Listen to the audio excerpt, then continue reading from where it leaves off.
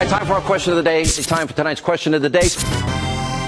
Hey Sean, I know you're feeling a little on edge right now with the whole alt-left. Anybody know what the hell that means? Fascists coming after you and all, but I just thought I would answer some of the questions you like to pose on Twitter through the week. You know, provide some perspective outside of the delusional Trump ass-kissing responses your questions are designed to receive. I call this segment hashtag Hannity Meet Sanity. I promise it will all be in good fun. No need to send your... I have hired a team of some of the best attorneys in this country to work with me and on my behalf. After me. Like I would give a fuck either way. Let's go. How would you grade President Trump's first 100 days? Hashtag Hannity. Yeah, his backswing's been looking good. Short game not bad. Putting could use some work. But he's been putting in the hours out there, so he's on the right path. Come on, mate. What were you expecting? He's had the least successful first 100 days since the concept existed. Trump has made no significant progress on any major legislation. His healthcare bill is as useful as the O'Reilly Factors graphics package. His border wall is stalled. His travel bans both got rejected worse than Iguodala. And even his executive order on immigration is tied up in the courts. By contrast, George W. Bush and Ronald Reagan had made substantial progress towards passing tax cuts, and Barack Obama had passed, among other things, a huge stimulus bill that also addressed education and climate policy. And let's just say his first couple of months have not exactly been free from scandal. Michael Flynn has resigned. The FBI is investigating any links between individuals associated with the Trump campaign and the Russian government. But you know this, Sean. You could easily go to 538 and see his approval rating is just 41%, but instead, you'd rather take the easy route and ask your fellow deplorables who give answers such as, Jesus Christ.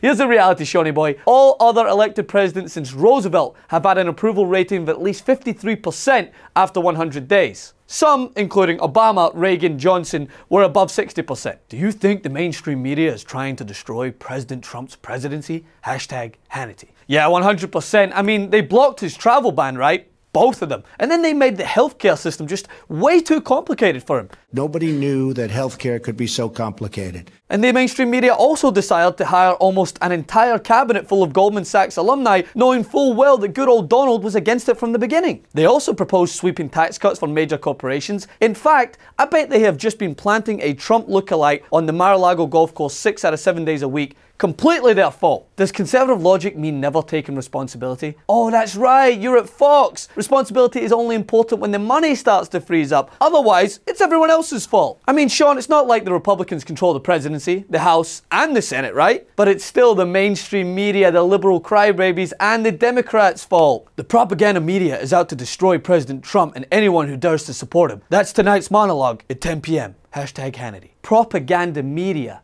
Have you looked at who signs your checks, mate? Your company spews only the finest hate-filled propaganda at anyone who does not follow your way of thinking, whether it be to women.